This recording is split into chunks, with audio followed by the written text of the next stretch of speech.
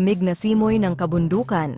Ito nga ang ibinigay na clue ni Kim Chiu kung saan siya nagbakasyon nitong bagong taon.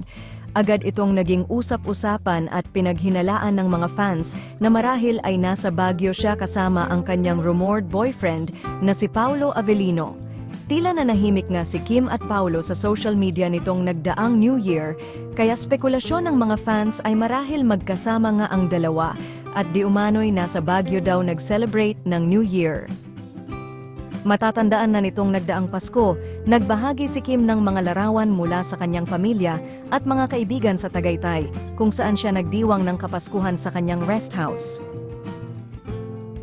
Matapos ang isang tahimik na holiday season, hindi masyadong aktibo sa social media si Kim at Paulo nitong nagdaang New Year, habang ang mga celebrity ay karaniwang nagbabahagi ng mga highlights ng New Year celebrations, tahimik at pribado ang ginugol na bagong taon ng dalawa. Ang hindi pagpapakita ng anumang larawan o post mula sa dalawa ay nagbigay ng malalalim na hinala at kuryosidad sa kanilang mga fans. Tila nagbigay ng hint si Kim na ang malamig na simoy ng kabundukan ay isang patunay ng kanilang posibleng pagdiriwang ng bagong taon sa Baguio. Kilala ang Baguio sa malamig na klima at ang mga magagandang tanawin ng kabundukan, kaya't isang perpektong destinasyon ito para sa mga naghahanap ng pribadong bakasyonista.